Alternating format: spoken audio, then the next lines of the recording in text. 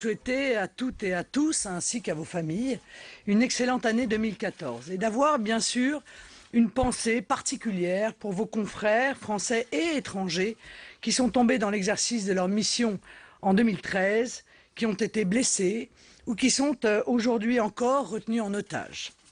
Je suis très attachée à la liberté de la presse en France et partout dans le monde. Le rôle de la presse est d'informer et concernant la vie politique, de donner aux Français les éléments nécessaires pour leur permettre de décrypter une information souvent confuse, de les aider à choisir entre les idées qui sont formulées, sans les dénaturer, sans entrer dans les stratégies de communication de chacun, en particulier du pouvoir, qui dispose de moyens considérables. La presse fait son travail quand elle refuse de jouer au petit télégraphiste de tel ou tel ministre, mais qu'elle décrypte, qu'elle prend du recul, qu'elle analyse et parfois même qu'elle dévoile. Or, il faut reconnaître que cette mission est de plus en plus difficile à assurer en France. La presse y est confrontée en effet à des changements radicaux qui viennent de l'émergence des chaînes d'information continue, de la concurrence des réseaux sociaux. En permanence, la recherche du buzz, de la polémique, prend une importance démesurée. Cette situation, si elle s'aggrave, posera une difficulté pour tout le monde et un véritable problème démocratique. Le grand public a de plus en plus de mal à trier. Les responsables politiques sont en difficulté pour déployer un projet, faire des propositions, développer un argumentaire complet qui fait sens. Mais vous aussi, journalistes, analystes, éditorialistes, voyez dans ce contexte l'intérêt réel de votre métier reculé, car il se retrouve parfois noyé sous ses artifices. Je forme le vœu d'une année 2014 qui permette de prendre le temps, de prendre du recul, d'élever le niveau du débat, de traiter du fond des enjeux et des programmes politiques, de refuser le buzz à tout prix. Alors faut-il revenir sur 2013, cette année déjà abondamment commentée, sur les vœux du président de la République, nous n'en attendions rien. On remarquera simplement que systématiquement maintenant le président de la République évoque le Front National dans ses interventions solennelles. Nous sommes devenus, il faut le dire, son obsession. Et rien de plus logique. François Hollande a parfaitement compris que le Front National est son premier opposant, comme le peuple s'oppose, lui, de plus en plus à la caste dominante. Non, en ce début d'année, année électorale d'importance, il faut, je crois, se tourner vers l'avenir. Il nous faut essayer en 2014, et ce n'est pas seulement le rôle du Front National, mais celui de tous les acteurs politiques qui sont sincères dans leur démarche, de recentrer le débat public sur les enjeux fondamentaux de la France. Cette réflexion a à voir avec ce que je vous disais concernant l'information et le rôle de la presse. Nous avons perdu trop de temps en 2013 à suivre la communication du gouvernement sur des sujets qui, s'ils peuvent parfois avoir leur importance, ne sont pas au cœur des préoccupations des Français. Nous avons commencé l'année sur le mariage pour la finir sur le divorce. Nous avons parlé abondamment de prostitution, de salles de shoot, de Leonarda et j'en passe et des meilleurs. Mais quid des problèmes réels des Français, des enjeux monumentaux auxquels notre pays est confronté? C'est un message qui s'adresse à chacun de nos concitoyens, mais qui prend une dimension particulière quand il s'agit du travail de la presse, des observateurs et des analystes de la vie politique. Il faut toujours s'interroger sur la raison pour laquelle le gouvernement cherche à mettre un sujet dans le débat public et sur l'éventuelle diversion qu'il met en place. Cette stratégie, nous l'avons bien connue avec Nicolas Sarkozy. Il mettait en permanence en scène sa politique, ou plutôt, devrions-nous dire, sa parole, parce que les actes ne suivaient pas les coups de menton du président.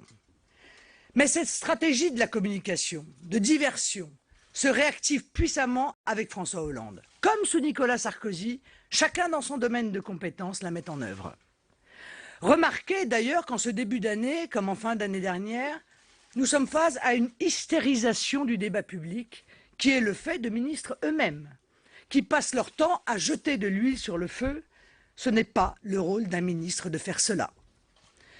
Puisque les ministres cherchent en permanence à exciter les tensions sur des sujets extrêmement sensibles, nous tiendrons à leur place le rôle qui devrait être le leur, pacifier le débat public, rassembler les Français, convaincus que nous sommes qu'unis les Français sont invincibles. Ce sera une de nos missions en 2014. Qu'on ne compte pas non plus sur le Front National pour tomber dans le panneau de la diversion et de l'abrutissement organisé du débat public. Je le dis très clairement, et ce sera la feuille de route de 2014 pour le Front National et le Rassemblement Bleu Marine. Nous serons plus que jamais cette année le parti de la vraie vie. Nous serons là pour parler des vraies questions, des vraies préoccupations de nos compatriotes, de la vraie vie des Français, dans le but exclusif d'y apporter des solutions. Quand d'autres s'épuiseront à enfermer les Français dans des débats polémiques ridicules, nous tracerons notre chemin. Face à l'abrutissement du débat public, nous élèverons le niveau et nous irons sur les sujets qui intéressent vraiment les Français. Nous serons toujours là pour alerter, comme nous l'avons fait en 2013, les Français sur les détournements du débat public et pour revenir sur les points fondamentaux que nous traiterons sans relâche, n'en déplaise à ceux qui préfèrent avoir un comportement moutonnier ou prendre les œillères du gouvernement. Nous nous disons au Front National qu'il ne peut y avoir une minute à perdre à la tête de l'État face à la forme très grave que prend la crise économique et sociale en France, face notamment à son prolongement politique et moral aujourd'hui. Ainsi, en 2014, nous incarnerons plus que jamais la vraie vie face à nos adversaires qui incarneront encore très probablement le virtuel. Nous reviendrons à la réalité, celle que vivent les Français. Nous reviendrons sur le chômage, le pouvoir d'achat, la mondialisation, la sécurité, l'immigration, le communautarisme, les petites retraites. Et nous laisserons les débats virtuels à ceux qui fuient la vraie vie. Un symbole d'ailleurs en ce début d'année.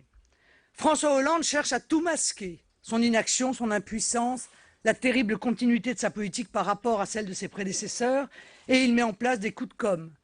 Un acte symbolique, presque un aveu, c'est la réactivation le 1er janvier dernier de ses comptes Twitter et Facebook, comme s'il s'agissait d'un acte qui allait pouvoir changer la parole présidentielle, comme s'il s'agissait d'une réponse à la hauteur de la demande des Français.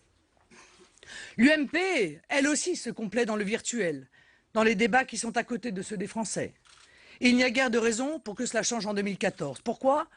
Parce que l'UMP a besoin aussi de faire vivre un faux débat sur de fausses questions, afin de masquer la collusion qui existe avec le Parti socialiste sur les sujets fondamentaux. Elle a besoin, l'UMP, de cette diversion permanente pour cacher ses querelles interminables, son incapacité à se fixer sur la définition d'un projet, empêtrée qu'elle est dans les luttes d'ego et de petits chefs.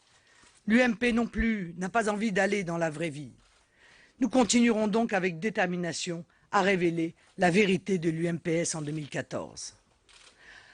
Avant d'en arriver à 2014, année électorale et aux ambitions du Front National et du Rassemblement Bleu Marine, je pense devoir alerter nos concitoyens sur 3 combats fondamentaux à mener. 3 combats sur lesquels nous allons insister. Le premier d'entre eux, il est à la racine du mal français. Je veux bien entendu parler de l'Union européenne. Un mot sur la violence des attaques que nous subissons sur le sujet de l'Europe. C'est frappant, hein ?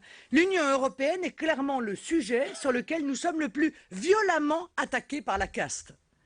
Il y a une forme d'hystérie organisée du débat public sur ce sujet, un parfum de religiosité qui plane sur lui, avec des dogmes à ne pas transgresser et des critiques qui sont immédiatement considérées comme blasphématoires. C'est pourtant un sujet qui pourrait être traité sereinement, comme dans d'autres pays européens, avec un rapport coût-bénéfice à établir et une décision très politique qui doit au final revenir aux Français. Mais alors pourquoi cette violence d'en haut ? Parce que la construction européenne devenue destruction européenne, c'est le projet sui generis des élites françaises. C'est l'ensemble de la classe politique, gauche et droite confondues, qui a voulu ce projet auquel les Français ont dit non très clairement en 2005 par référendum. Reconnaître que l'Union européenne est une erreur, ce serait donc pour eux avouer qu'ils se sont complètement trompés et ont trompé les Français. Ce serait la faillite totale d'une classe dirigeante dans son ensemble, alors ils se défendent. Ce n'est donc pas seulement l'Europe qu'ils défendent, c'est la survie d'un système dont ils dépendent à 100%. Nous continuerons notre travail de pédagogie et de proposition sur l'Europe sans dévier, sereinement, en dépit de toutes les attaques du système. Nous avons toujours au Front National un temps d'avance. C'est vrai aujourd'hui sur l'Europe, comme ce fut vrai hier sur l'immigration. Je me réjouis ensuite, en dépit de ce contexte, d'un fait évident. Le désamour des Français pour l'Union européenne progresse. Et j'y vois le signe d'une montée du patriotisme et de la lucidité de notre peuple. De plus en plus, en effet, nos concitoyens se détachent du soi-disant projet européen et se montrent hostiles à une construction devenue néfaste. Dans la lignée du référendum de 2005, toutes les enquêtes d'opinion montrent ce rejet croissant. J'en citerai une seule. Faite par l'Institut CSA en octobre, 52% des Français veulent moins d'Europe et seulement 1 sur 5 en veut plus. 58% pensent qu'elle a un impact négatif sur la France, 1 sur 5 seulement qu'elle a un impact positif. Bien, cela signifie que les Français prennent conscience de la réalité du projet européen tel qu'on leur dessine depuis des années. Cela ne vaut d'ailleurs pas que pour la France. On s'aperçoit en lisant les enquêtes menées dans d'autres pays, en écoutant leurs débats, que la conscience face à l'absurdité de l'Union européenne progresse. Les Lettons, tiens, par exemple, sont très majoritairement contre la monnaie unique qu'on vient pourtant de leur imposer. Je me réjouis de cela. Et avec moi, tout le camp des patriotes, ceux qui ont une espérance pour la France, se réjouit.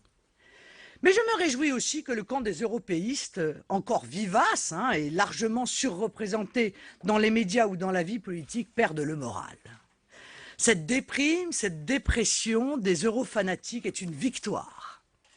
En effet, il apparaît de plus en plus que les tenants du fédéralisme européen et même l'ensemble des défenseurs du modèle européiste tel qu'il survit aujourd'hui ne sont plus dans une dynamique positive. Ils ne parviennent plus à faire avancer leur idée, à lancer des projets qui iraient plus loin dans leur logique. Non, ils sont maintenant sur une posture très défensive, avec l'agressivité du désespoir, sentant bien que leurs lubies ne sont plus en phase avec les aspirations populaires. Et cela est vraiment salutaire. Cela veut dire que nous avons marqué de grandes victoires idéologiques, qu'en dépit de tous les efforts de propagande, les européistes se trouvent aujourd'hui acculés à une posture de retrait, sous les coups de boutoir que nous leur portons et avec nous l'ensemble des Français éclairés sur la réalité de l'Union européenne. Lorsque j'analyse ce mouvement de défiance croissant vis-à-vis de l'Union européenne, je remonte en fait à 2005 et au référendum où les Français avaient dit non. Je pense que depuis la parole s'est libérée et nous avons travaillé à entretenir cette parole libre. Cela a commencé sur Internet, cela se poursuit et prend de l'ampleur dans les médias malgré la censure ou le dénigrement pavlovien des idées nationales et patriotes. Je me félicite des résultats que nous obtenons. Notre travail de conviction paie, depuis aussi le moment où le Front National n'a cessé de mettre les sujets européens au cœur du débat politique. Progressivement, l'Union européenne est devenue un projet critiqué, de plus en plus rejeté, ringard et maintenant clairement dépassé. Ses défenseurs ne peuvent plus qu'espérer le faire tenir en l'état le plus longtemps possible pour protéger leurs intérêts, mais plus du tout le faire avancer. Alors nous devons, à l'occasion des élections européennes, continuer de dénoncer cette utopie. Nous devons continuer d'ouvrir les yeux des Français sur l'horreur européenne et de proposer le bon sens et la modernité du projet national, de la coopération entre les nations libres. Nous avons désormais le monopole de ce sujet dans le débat public. Nous nous félicitons de notre courage, mais nous voulons élargir le camp des patriotes. C'est tout le sens du Rassemblement Bleu Marine qui fêtera bientôt son premier anniversaire et qui a vocation à fédérer toutes les bonnes volontés pour faire avancer la liberté de la France contre les exigences européennes édictées par les Allemands et derrière eux par l'impérialisme américain. Deux grands dossiers pour ce début d'année concernent l'Union européenne et nous allons les porter haut dans le débat public. Nous avons d'abord l'objectif d'œuvrer pour l'emploi et la réindustrialisation de la France en faisant capoter l'accord de libre-échange total États-Unis-Union européenne que l'UMP et le PS sont en train de négocier en catimini. Ce grand marché transatlantique aligne l'Europe sur les normes américaines, met en concurrence sauvage notre agriculture et notre industrie et donne un pouvoir démesuré aux multinationales, leur permettant notamment de traîner devant les tribunaux les États. Nous dénoncerons aussi les contrats européens d'austérité que l'Allemagne de Mme Merkel veut imposer aux pays de la zone euro au nom des intérêts bien compris de son pays, au nom de la défense à tout prix de l'euro. Ces contrats, qu'il faut rebaptiser diktats, reviendraient à mettre sous tutelle économique complète nos pays et à les enfermer dans le piège de l'austérité. Notre deuxième combat pour l'année 2014 est régalien. Les Français peuvent compter sur le Front National pour lancer une grande offensive générale contre le laxisme d'État dans tous ses aspects, et notamment face à la délinquance nomade étrangère. La question des Roms sera posée dans chacun de nos départements. Et nous demanderons la restauration des frontières, l'application des peines, le démantèlement de tous les campements et bidonvilles, le renvoi chez eux des Roms. À ce sujet, l'ouverture le 1er janvier dernier de notre marché du travail à l'ensemble des Roumains et Bulgares, combinée à la non-révision de la directive européenne dite détachement, va accroître considérablement la concurrence déloyale dont sont déjà victimes nos travailleurs et nos PME dans des secteurs entiers. Elle sera un appel d'air pour l'immigration roumaine et bulgare en France. Nous accusons l'UMP et le PS, qui sont à l'origine de ces règles européennes dramatiques, d'être responsables de cette situation, et nous la ferons connaître aux Français en 2014. Nous nous battrons pour que la justice soit également beaucoup plus ferme et beaucoup plus rapide. Nous serons toujours du côté de la victime quand le système UMPS, sous la pression des lois Dati puis Taubira, vise à soutenir le délinquant et le criminel. Et à ce titre, je me dois de m'arrêter aux révélations cruelles faites par Bertrand Soubelet, numéro 3 de la gendarmerie tout de même, qui mettant en cause à la fois M. Valls et Mme Taubira, met en lumière la terrifiante réalité de l'insécurité en France et le niveau désespérant de la réponse qui y est apportée. Entendu le 18 décembre 2013 par la Commission de lutte contre l'insécurité, il y évoque pêle-mêle la complexité des procédures imposées aux enquêteurs et dont, dit-il, les délinquants profitent. Mais surtout, il donne des chiffres qui font froid dans le dos. Plus 4% d'augmentation des personnes mises en cause et pourtant une baisse de 33% des placements sous écrou. 65% des cambrioleurs interpellés dans les Bouches-du-Rhône en 2013 sont à nouveau dans la nature. On apprend également que dans un département qu'il ne cite pas, le parquet recommande de mettre dehors les présumés délinquants mineurs étrangers, faute de moyens pour trouver un interprète. Sa conclusion est sans appel. Il y a une réelle insécurité dans notre pays, la réponse pénale est en décalage et l'on s'occupe plus des auteurs que des victimes. Voilà ce qu'il est allé dire devant cette commission. Voilà le vrai bilan du couple Valls-Taubira, après l'échec tout aussi patent du gouvernement Sarkozy. Voilà à quoi M. Valls et Mme Taubira devraient s'atteler, plutôt que de passer leur journée à faire leur promotion politique personnelle. Enfin, le troisième grand combat pour l'année 2014 sera la défense de nos libertés individuelles et collectives, notamment les libertés sur Internet. La censure progresse. La France est déjà le 3e pays le plus souvent condamné par la Cour européenne des droits de l'homme en matière d'atteinte à la liberté d'expression. Nous demandons à nouveau l'inscription dans notre Constitution des libertés numériques, ces nouvelles libertés sur Internet qui sont essentielles. Nous nous battrons en 2014 pour empêcher le recul de l'état de droit et les avancées de la censure, en surveillant par exemple la Commission européenne pour éviter la résurgence d'un projet type ACTA de surveillance des sites Internet, en continuant de combattre ce qui fut l'article 13 de la loi de programmation militaire votée en décembre 2013 et qui renforce sans autorisation judiciaire le contrôle des communications privées des Français, en entravant la mise sous contrôle du CSA des sites de partage de vidéos YouTube et Dailymotion, comme le préconise le récent rapport Lescure, ce qui serait un premier grave accroc à la liberté sur Internet. En forçant le gouvernement français à être beaucoup plus ferme vis-à-vis des révélations sur les écoutes de la NSA faites grâce à M. Snowden, auquel il n'a pas été accordé le statut d'asile politique. Ne laissons pas nos libertés reculer, faisons-les avancer, défendons Internet. Ces messages sont essentiels en 2014. Politiquement, et en conclusion, les élections de 2014, notamment européennes en mai, permettront d'accélérer la recomposition de la vie politique française sur les vrais clivages entre partisans de la nation et adversaires de la nation, entre ceux qui croient en la France et ceux qui n'y croient pas ou ceux qui n'y croient plus.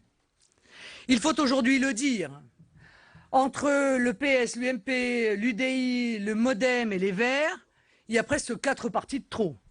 Car ils disent tous sur les grands sujets la même chose.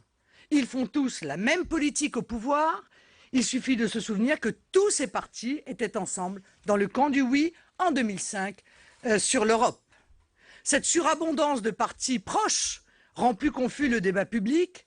Cette multiplication est donc aussi artificielle qu'inutile du point de vue du débat des idées. Nous œuvrerons pour la clarté des débats et des clivages.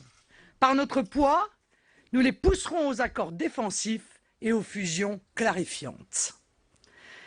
Électoralement, nos ambitions pour les élections municipales de mars sont claires. Obtenir le plus de conseillers municipaux partout en France, gagner des villes, partant du constat que nous n'avons aujourd'hui que 60 conseillers municipaux sortants et aucune mairie. Ces municipales sont d'ores et déjà un succès pour notre mouvement qui, pour la première fois, est en mesure d'être massivement présent dans l'ensemble des territoires. Concernant les élections européennes, un très bon score de nos listes démontrerait que les Français, bien sûr, font le choix de la liberté de la nation et de la prospérité face à l'asservissement européen, ce projet antidémocratique et antisocial. Politiquement, notre victoire serait le seul moyen de débloquer la vie politique française en forçant les autorités nationales à une dissolution salutaire de l'Assemblée nationale. Pourtant traditionnellement défavorable à notre mouvement, en raison de notre faible ancrage local jusqu'ici pour l'une et à cause de l'abstention massive pour l'autre, ces deux élections municipales et européennes sont importantes pour nos idées et les millions de Français qui les rejoignent. À travers cette séquence électorale, nous montrerons que la bipolarisation, si utile au système, est en voie d'effondrement et cela aussi sera indubitablement un grand succès. Je vous annonce à ce sujet que j'entamerai dans les jours qui viennent une tournée intense des villes dans le cadre de la campagne municipale en soutien à nos candidats. Bien sûr, compte tenu du nombre de lits, je ne pourrai pas me rendre partout, mais j'irai notamment à Paris, Toulouse, Sète, Grenoble, Bordeaux, Poitiers, Reims, Rennes, Strasbourg, Dijon, Perpignan, Clermont-Ferrand, Carvin, Lyon, Marseille, Angers, Sorgues, Nancy, Savigny-sur-Orge, Saint-Gilles, Metz, Fréjus et bien d'autres. Je parcourrai la France durant les quelques semaines qui nous séparent des élections municipales pour y porter un espoir, l'espoir d'un véritable changement pour nos communes de France. Je vous remercie et je suis bien entendu dans la limite du raisonnable à votre disposition pour répondre à vos questions. Voilà Marine Le Pen qui présentait donc ce matin au siège du Front National ses vœux à la presse, un discours que vous avez pu suivre en intégralité sur les chaînes parlementaires. Alors Mickaël, Marine Le Pen qui en cette année d'élection européenne a longuement attaqué ce qu'elle appelle les européistes. Oui, les européistes, et surtout elle fait de ces élections européennes son principal combat, et on l'imagine très bien, parce que les sondages actuellement donnent le Front National comme étant le premier parti de France lors des élections européennes de mai prochain. Donc, pour elle, ça serait la recomposition du paysage politique. Elle mise sur ce combat européen pour devenir et contrer ce qu'elle appelle la bipolarisation de la vie politique, l'UMP, le PS, l'UMPS, comme elle en a parlé dans son discours, le Front National qui ferait exploser un petit peu tout ça et qui donc n'aurait pas le choix, la France n'aurait pas d'autre choix, et notamment François Hollande, qu'une dissolution de l'Assemblée nationale et d'une recomposition de tout le paysage politique. Évidemment, on n'en est pas là, mais le pari de Marine Le Pen, c'est d'être en tête au soir des élections européennes pour pouvoir peser davantage sur l'élection nationale prochaine, la présidentielle de 2017, bien évidemment. Et puis le premier objectif électoral du FN avant les européennes, ce sont les municipales du mois de mars. Alors Marine Le Pen l'a réaffirmé dans son discours. L'objectif du Front National est de gagner des villes. Est-ce que selon vous c'est un objectif tenable?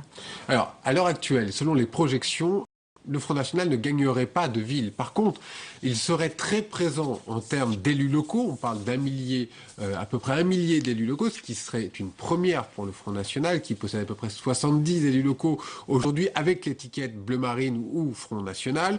Aujourd'hui, ils ont à peu près 800 têtes de liste officielles présentes pour le premier tour des élections municipales. Combien de listes complètes à la fin, à la veille du premier tour? On en est encore très loin, parce que ce sera encore dans 2-3 mois. Rien ne dit aujourd'hui qu'ils pourront être partout en France. Voilà, on en a encore un petit peu dans cette projection qui ne veut tout et rien dire. Pour l'instant, tout ça, c'est encore des paris sur le long terme. En tout cas, ils visent des villes, ça c'est sûr, des villes de 20 000 à 30 000 habitants. Et alors, il y aura des régions très claires où Marine Le Pen et tous les autres partis, notamment du Front National et des Rassemblements Bleu Marine, mettent leurs paris sur le Nord-Pas-de-Calais, la Lorraine, l'Alsace, PACA, Languedoc-Roussillon, et des villes très clairement où Marine Le Pen a annoncé qu'elle ferait un grand tour de France. Elle a parlé de Toulouse, Dijon, Marseille, Paris, Saint-Gilles, Fréjus, deux villes sur lesquelles, Saint-Gilles et Fréjus, sur lesquelles il faut un pari très fort de pouvoir s'implanter. De Gilbert Collard, très précisément, Beaucaire, là aussi, où sa nièce, Marion Maréchal Le Pen, se présentera également. Pas sûr qu'il puisse gagner des villes, des élus locaux, certainement. Et s'il gagne une ou deux villes, alors là, c'est la grande victoire du Front National. On suivra tout ça, hein, Mickaël, jusqu'au mois de mars, bien sûr, sur les chaînes parlementaires. Merci beaucoup d'avoir analysé avec nous le discours de François Hollande et celui de Marine Le Pen. Merci à tous de nous avoir suivis. Nous continuerons à vous faire suivre sur les chaînes parlementaires durant tout le mois de janvier ce marathon des vœux. Prochain rendez-vous, ce sera demain à 10 h pour suivre les vœux du président de l'UMP, Jean-François Copé, qui tiendra une conférence de presse de rentrée. Et puis demain également, à partir de 16 h 45, nous suivrons les vœux de François Hollande aux armées et aux anciens combattants. Ce sera à Creil, dans l'Oise. Très bonne journée à tous sur les chaînes parlementaires.